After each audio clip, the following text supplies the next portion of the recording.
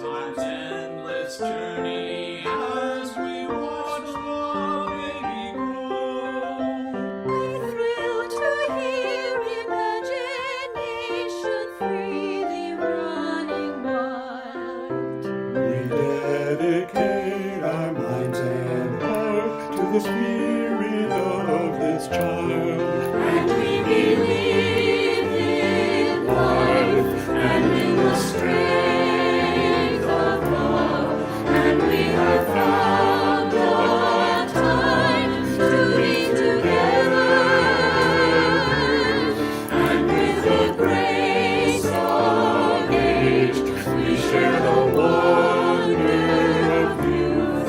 And we believe that growing is an answer. Our lives are full of wonder and our time is very brief. The death of one among us fills us all with pain and grief. But as we live, so shall we die, and when our lives are done, The memories we share with friends, they will linger on and on. and we believe in life and in the strength of love, and we have found a place to be together. We have the right to grow. We have the gift to believe that peace within our living is an answer. We seek elusive answers to the questions of this life. We seek to put an end to all the waste of human strife. We search for truth, equality, and blessed peace of mind. And then we come together here to make sense of what we find. And we believe in life and in the strength of love. And we have found a joy being together. And in our search for peace, may we finally see, even to question truly is an answer.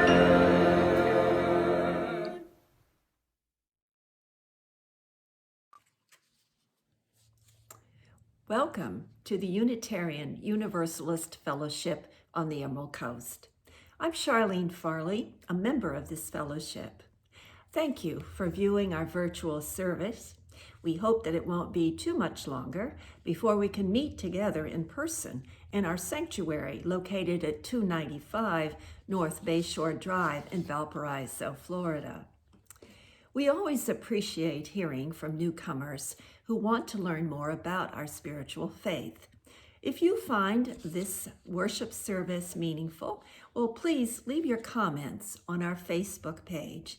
And if you would like to receive information about upcoming services and events at our fellowship, or have one of us contact you, please email us at admin@uufec.com.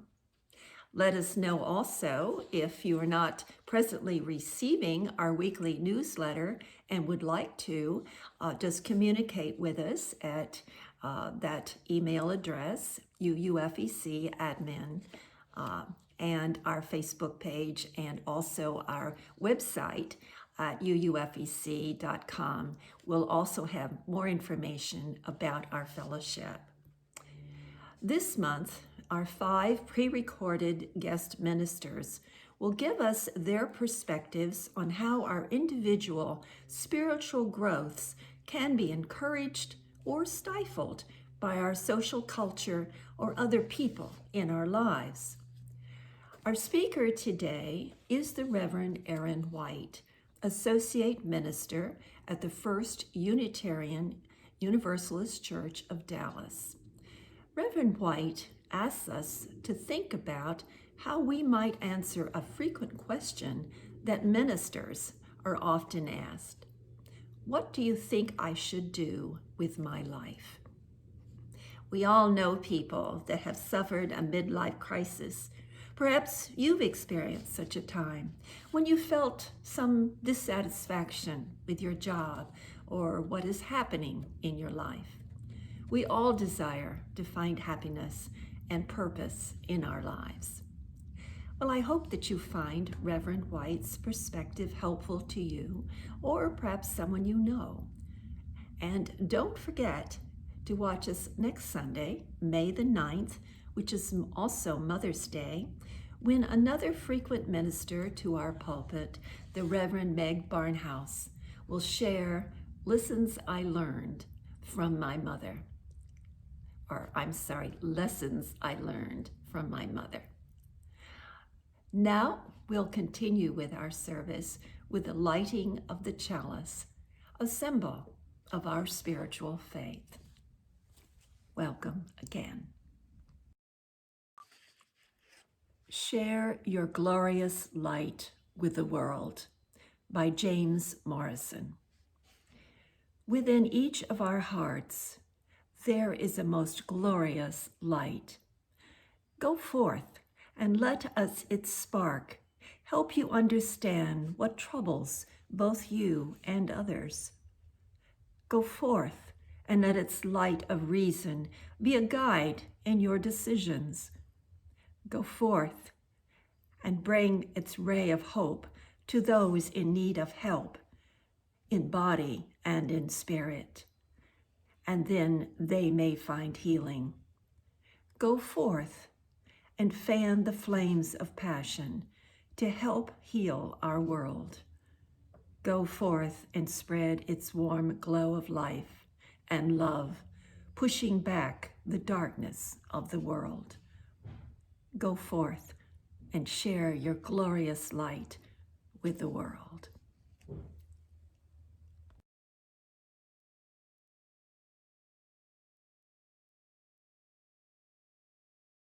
Hi, I'm Sophia Lopez, the Director of Religious Exploration at UUFEC, and today we will be reading the book called The Night Gardener, and it is by Terry Fan and Eric Fan.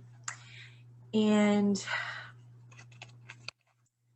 okay, we will see. William looked out his window to find a commotion on the street. He quickly dressed, ran downstairs, and raced out the door to discover. The wise owl had appeared overnight, as if by magic. William spent the whole day staring at it in wonder. And he continued to stare until it became too dark to see. That night he went to sleep with a sense of excitement. The following morning, William was not disappointed. Each day, William discovered a new topiary. Next was a friendly rabbit, followed by a pretty parakeet, and then a playful elephant. Something was happening on Grimlock Lane. Something good. The next day, William dashed out of his home and followed the crowds, only to find the most magnificent masterpiece yet.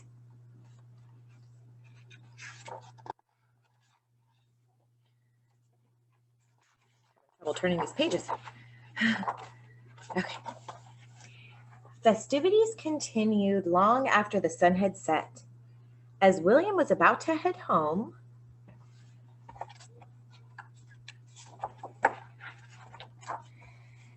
he spotted someone unfamiliar. Could it be?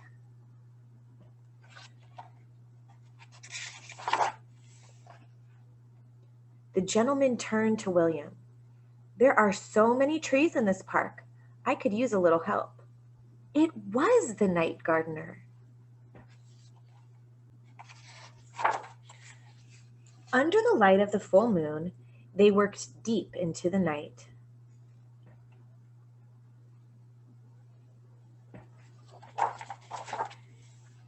William awoke to the sound of happy families walking by, and a gift from the night gardener.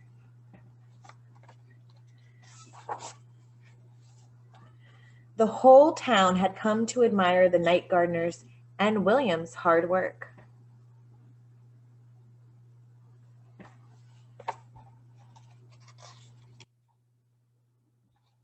These pages. I'm gonna get it. Okay. Over time, the leaves changed.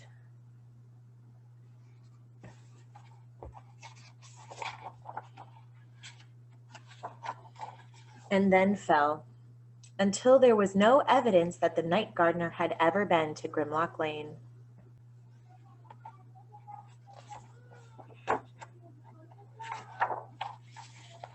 But the people of the small town would never be the same.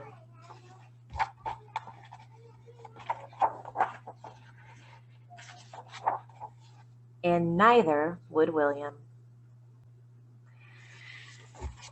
So I think that's such a lovely storybook because the illustrations are so beautiful. And also what I really like is that in the beginning, William thinks, oh, this is magic, what's happening? But then he just comes to find that it is a man and his hard work. And he teaches William how to do the same thing so that he can keep creating magic. And even when the leaves fall and the trees, don't look the same, the town still remembers all the magic, and William gets to keep creating all these wonderful works of art for everyone to enjoy in the future, since he got the gift of these shears from the night gardener. So I hope you all have a wonderful day and enjoyed the book, and see you next time. Bye.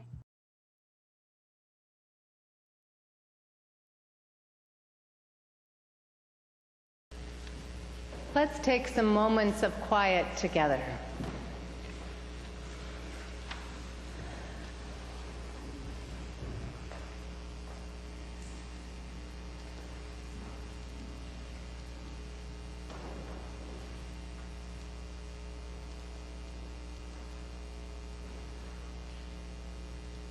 Who knows what's possible?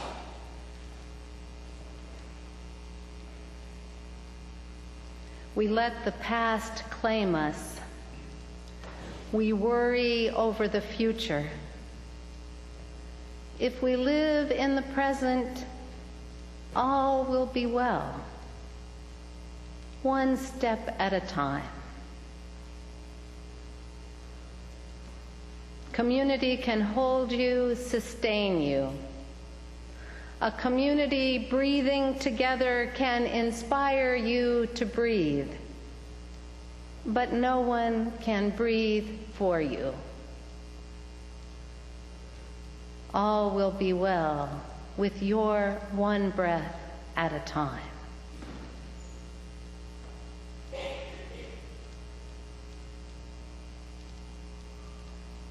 Here we are, just us folks. Regular old human beings with our flaws and frailties, our missteps and misfortunes, our moments of sweetness, of glory, moments of feelings of oneness. We're never a lost cause. Here we are, beginning again, always learning to live, learning to love.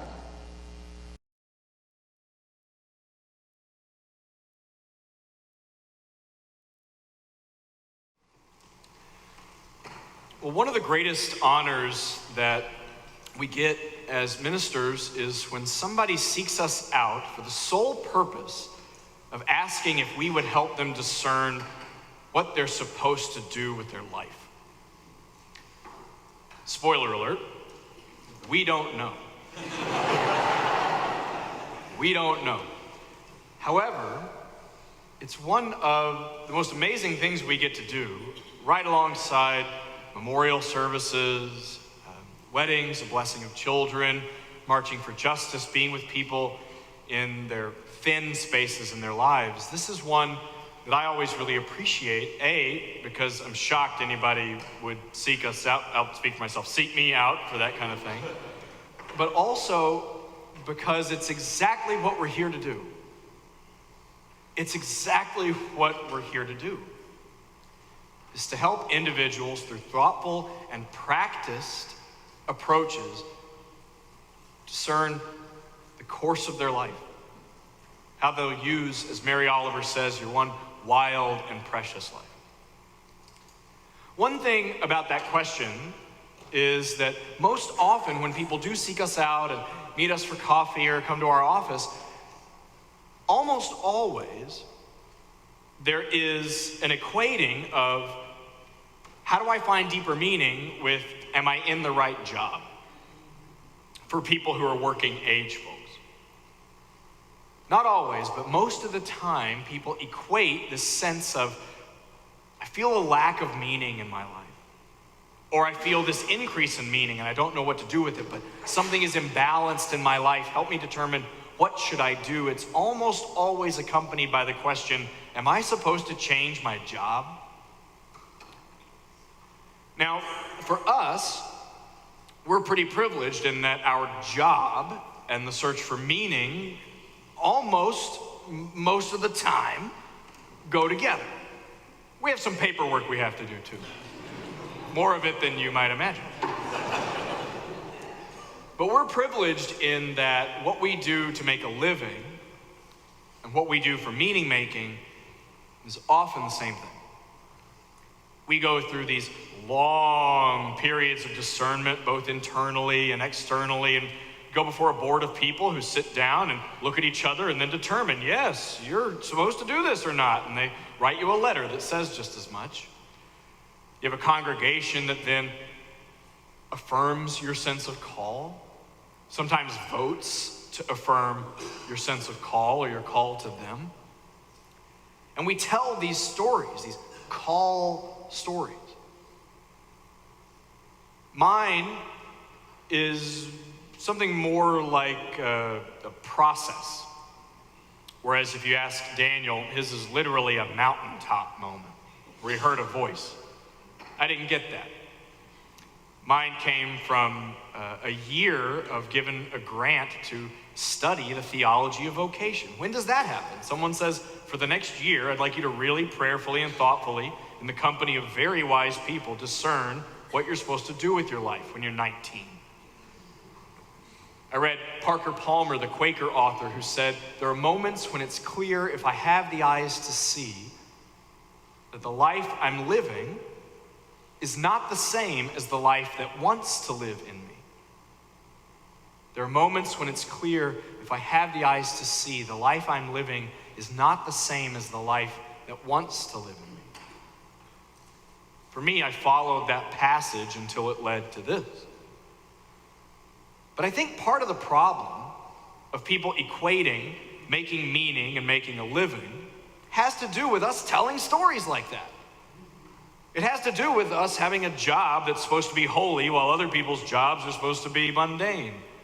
We wear special clothes and you let us talk for some reason 20 minutes a week. Going way back to the first time there was ever anybody who was a priest or a monastic or a religious professional, we started this dichotomy, particularly in the West, of believing that some work was holy and most of the rest of the stuff wasn't. And in Western cultures, I'm not surprised that when people come to me saying, I feel like I don't have the kind of meaning and passion and value I want in my day-to-day life, they very quickly jump to what they're supposed to do for a job. Because what's the first question you ask somebody in America when you want to learn about them? What do you do? Or what did you do? What do you ask a kid if you want to learn about them? What do you want to be when you grow up?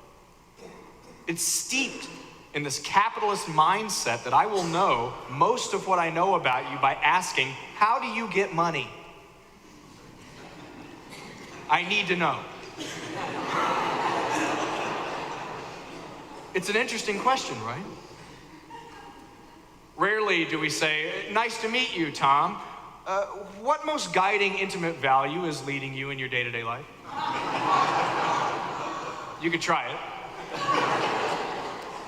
But I think in part, a big part of the problem is that we act like some work is holy and other work isn't.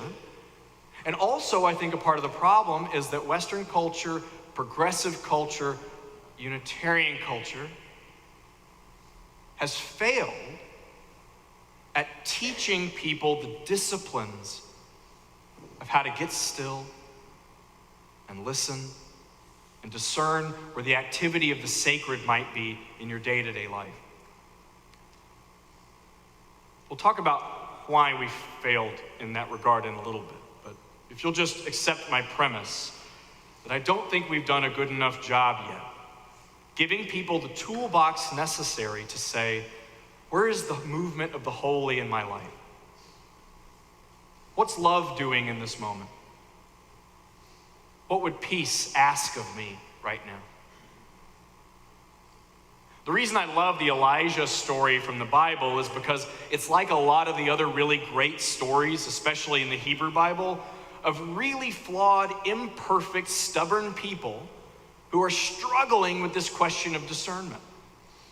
The Hebrew Bible especially, but all of the texts are full of people who are trying to figure out what to do with their life, and even when the creator of the universe itself steps in and says, here's what you're supposed to do, they still don't get it right. It's full of people who hear God speaking on a mountain and then don't follow through. Or people who hear God speaking in a burning bush and say, pick somebody else. Story after story after story is people who, even when God speaks to them, are still confused. So, if right now you feel like there could be more meaning in your life, that perhaps love isn't done with you yet, and you don't know what job you're supposed to have, or what you're supposed to do in retirement, or how you're supposed to see God in your family, you're in good company. Very good company. Elijah's story just proves how not a lot changes. Here he is. He's a religious professional. He's a prophet. He gets paid to do this. And he's living in a time when there is an oppressive regime who's confused about climate change in their region. He's living in the time of King Ahab, and there's a drought. And Ahab and all of his courtly priests and his wife Jezebel are trying to figure out why this drought has been happening for many, many years. They believe that it's Elijah's fault. Elijah's a gadfly, a social justice advocate who's been coming into the temple on a regular basis and saying, you're wicked and you're idolatrous and you're taking all these people's money. You should pay attention to something else, and at least in this ancient conception, if you get right with God, the rains will come back. Well, he does what you might imagine he would do. He challenges the priest to a sacrifice competition. Right? That's what you would do. And so he takes the courtly priest who worship the god Baal, and he says, I would like to fight you, 450 of you to just one of me. So get everybody together and we'll have a sacrifice off, and whoever wins is the representative of the one true God. Okay? They say okay. So the competition is, I'm going to lie a bunch of lumber on the ground and pray as hard as I can until it catches fire. He lets the 450 priests of the empire go first. They pray and they pray and they pray, and nothing happens. So Elijah gets up and says, let's make this more challenging. Douse it with water. More, more, more. Cover it with water. And then he prays, and, spoiler alert, he's the good guy. It catches up in a big, huge flame, and then he has all of them murdered. This makes the king and his wife, the queen Jezebel, angry. So she sends him a note that says, if I don't kill you first, the gods should kill me. You better get out of here. So he does. He runs out of town, And he does what almost every good Hebrew prophet does. He sits down under a tree and goes, I'm done. Just kill me already. This is too hard. An angel wakes him up and says, here's some food, you better eat, we have a lot of work to do. And then he does what most of the people in the Bible do. He goes, I'm going back to sleep. He goes to sleep. The angel wakes him up again and says, Elijah, eat some food, we have work to do. Go over to the mountain. On his way to the mountain, God speaks to him. The voice says, what are you doing here, Elijah? What are you doing? He says, what am I doing? I just did the sacrifice off. They've killed all my friends. I'm the only one left. They're coming after me. And the voice of God says, go up to the mountain, wait in the cave, and I'll come talk to you. Then our passage from this morning, there's a huge earthquake, but God's not in the earthquake. There's a huge fire, but God's not in the fire. Torrential rain and storm, God is not in the storm. And then afterward, he hears a gentle whisper, what is often translated as a still, small voice. Finally, he's encountered God. So he goes to the edge of the cave and he wraps his cloak around so he can hear. And he has the exact same question. What are you doing here, Elijah? He gives the exact same answer. I told you before, I've just had this major sacrifice competition, which I won, but they've killed all my friends and now they're going to kill me. God finally says to him in the text, go back the way you came. When you get there, appoint a new king and your successor. You need to take on another job. You're done. What I love about that story, apart from it just being what a lot of us, I think, would do, complain, even if God's speaking to you directly, try and eliminate all of your enemies and show how successful you are.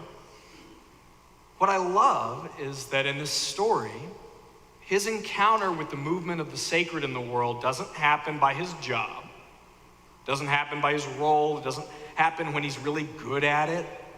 It doesn't happen when he's obviously successful. It doesn't happen when he tries to control everything.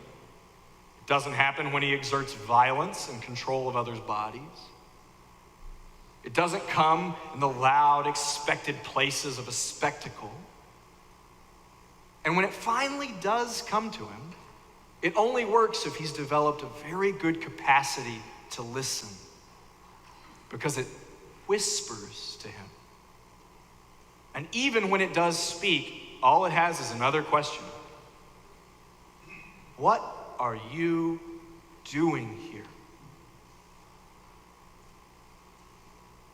What are you doing here? In part of that discernment process to become a minister, we're required to go through a psychological evaluation. I passed. I did mine over 2 days in this career assessment center, is what they call it, in Massachusetts. They ask you a lot of questions. My friend Paul, who's one of my colleagues, encountered one of these questions that he didn't know how to answer. One of the questions is, they're kind of yes or no. Do I hear voices when other people don't hear voices? You're supposed to answer no.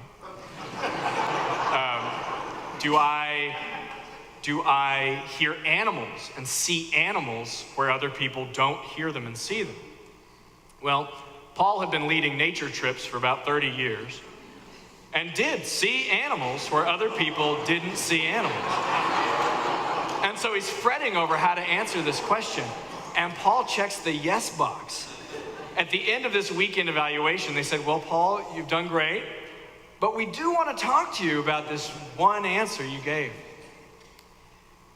See, for him, over the course of a lifetime, if he practiced hard enough every day, he literally hears and sees things you and I don't hear and see. The world is more alive for him.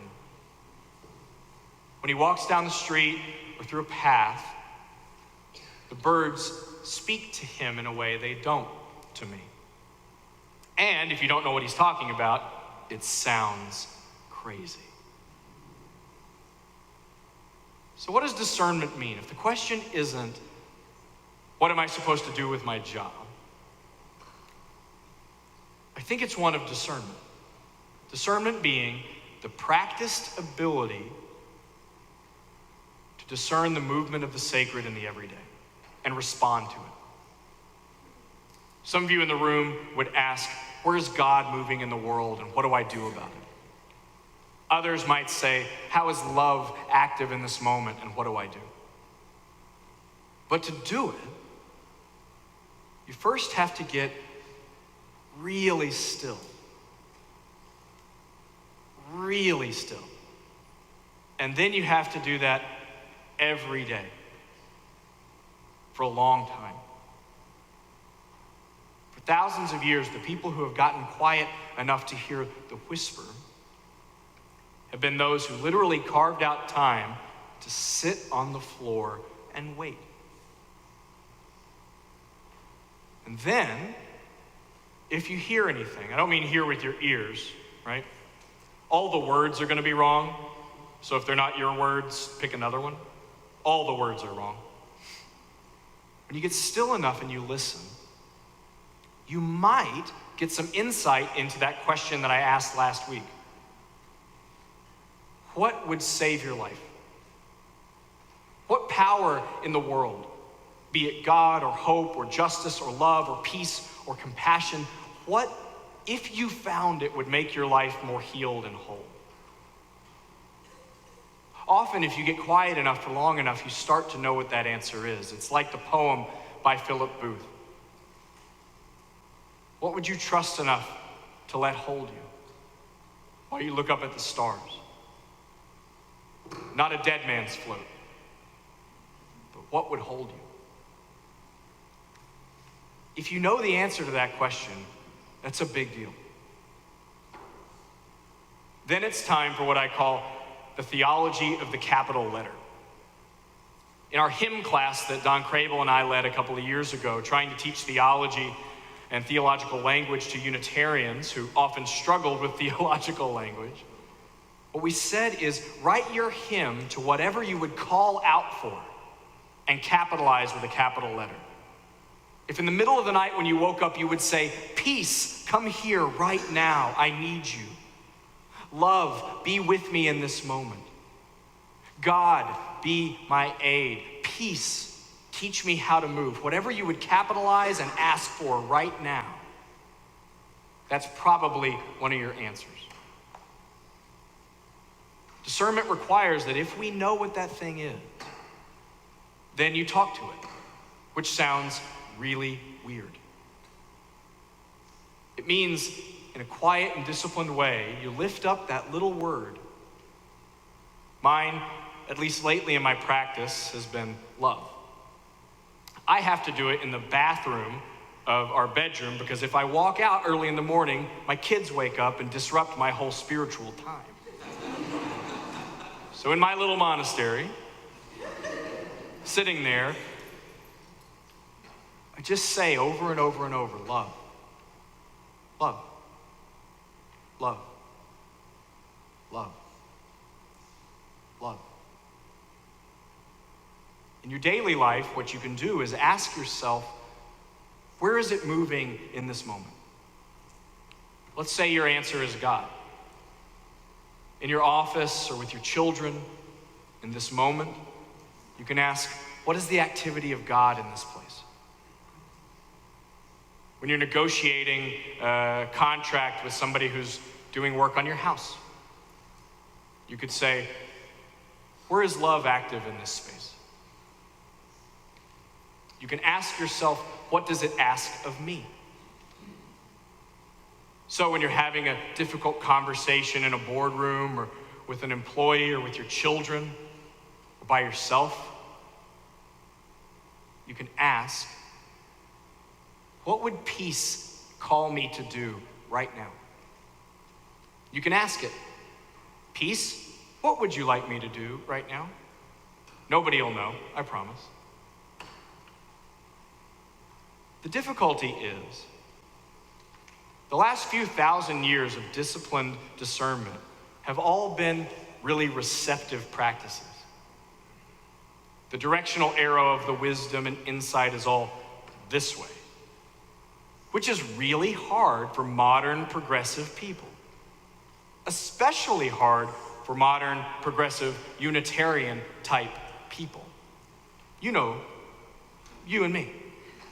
Because so often our directional arrow of spiritual work starts with me and then goes right out to the world where I'm going to change stuff.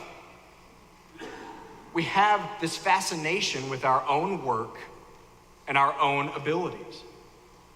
In part because we're told that human beings are good and reasonable, and we are. But I can't tell you how many people come to my office confused because if I'm good and I'm reasonable, but I'm still confused, something must be wrong with me. We have a fascination with our own work because we live in a Western capitalist society that worships under a theology of more, more, more. If you're confused, you better work harder, think more, get more information, pay for another workshop, repeat the last workshop that didn't work so well. But whatever you're supposed to do, you need to do something. A few years ago at our annual ministers conference, we had an address by the theologian Walter Brueggemann. He is a Hebrew scriptures professor and a prophet in his own right. He kind of leans over the pulpit when he talks and growls sometimes. He's supposed to do that. It's really good. What he said at our conference was that he's challenged by working with Unitarians because of this. He said that in every good act of creation, there is the agent and the milieu, the painter and the canvas, the pot and the potter. That in every intimate friendship, sometimes you are the actor and sometimes you're acted upon. That's how we engage in our intimate physical relationships. He talked about this dynamic of acting and being acted upon, agent and milieu. And as he stood over the pulpit at our annual conference, he said, Unitarians are a terrible milieu. Every time I lead a Bible study with you people, you already know the answers and you're coming not to learn anything, but to critique the text, which is obviously wrong because you're real smart. And we all went, I'm sorry. But he was right. He was right. He was just completely, totally right. We often come to the text, to the study, to the program with the lens of a critic and not a seeker. This kind of disciplined, receptive discernment work is also hard for us because we have trust issues. And so if you ask us, what would you say yes to without reserve? If love showed up in your living room and said, let's go. If God showed up in your office and said, it's time. If peace or justice said, boy, do I have a job for you. What would you answer yes to without reserve? My guess is that for those of us in this cultural space, there's not a lot of things. We might say yes, but it's going to take just a minute. I have to check my calendar. It's very busy. You know I do a lot. What would you say yes to without reserve? What would hold you like the sea in that poem? Also, I think that the idea of being receptive and listening and talking out loud to love or God just seems really weird to a lot of us. And here's what I think's happening in that moment. Have you ever seen the show Undercover Boss on TV? If you haven't, it's a show where the head of like a CEO of a major corporation goes in disguise and works on the front lines of their company. That's what I think happens in contemplative prayer. See, we think that we are the executive function of our brain. I am this like 1/4 inch of gray matter right here. And I'm totally in charge and I totally understand all of myself and I make all the decisions about why I do what I do. But if you've ever been in charge of an organization or a family, you know that the executive hardly ever knows exactly what's going on. The people who are selling the goods or teaching the classes or out doing the work with the customers often always knowing something you don't know. For me, contemplative prayer, where we get quiet and listen, where we allow this part to take a rest for just a second, is kind of like playing undercover boss with your spirit. Letting the other, all very real parts of who you are stop and say, listen. Listen. Is this making sense? It's real challenging. Oh, thanks. So here's what I know. I know that it's hard, and I know that if you do it, it's often really boring, and it's often not like a magical mountaintop experience. I know that when you get still, the wild beasts come, what the old contemplatives say. Suddenly you sit quiet for 3 days, and you go, oh, I hate my sister. Oh, that resonated. That's interesting. Or you realize that you've been acting for the last 25 years out of a place of greed or ego. You have to face those wild beasts before the rest of it comes. Over and over again. But here's what I know. It's challenging and it's completely worth it. Because like my friend Paul, if you do this time after time, day after day, if you get quiet and you determine what is worthy of love, and then you ask it, what do you want me to do? Suddenly, you will see and hear things other people don't see and hear. I don't mean literally. Suddenly, the world will be infused with more meaning. Suddenly, you will realize that it's not about what you do to make money. That you don't have to be a different person in a different job to communicate with the center of meaning-making in your life and in the world. Suddenly, the veil of everyday life gets lifted, and you start to see what you were looking for everywhere. If you ask yourself over the course of a day, where is love active in this moment? I promise you, you will experience more love. Here's the problem. It's going to start asking you to do stuff. And it's going to start holding you more than it ever has. And you will become dissatisfied with small answers and small labels and small churches and small jobs and small families and small political parties and small religions until the answer, what are you doing here, becomes a blessing and not a curse. My hope as your minister is that gradually over the course of being here with us, you start to know what is most worthy of your trust, what you would say yes to without reserve, and that you say yes and yes and yes and yes until love and God and justice and peace hold you like they never have. May it be so, and amen.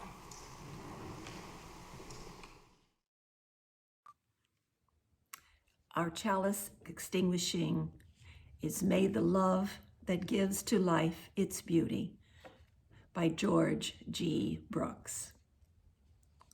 May the love that gives to life its beauty, the reverence that gives to life its sacredness, and the purposes that give life its deep significance be strong within each of us and lead us into ever-deepening relationship with all of life. Amen.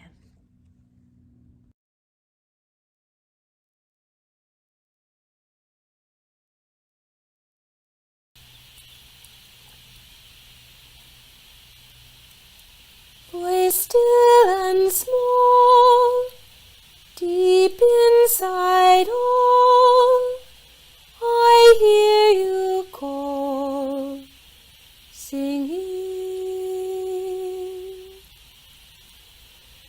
In dark and rain, sorrow and pain, still you remain, singing. Calming my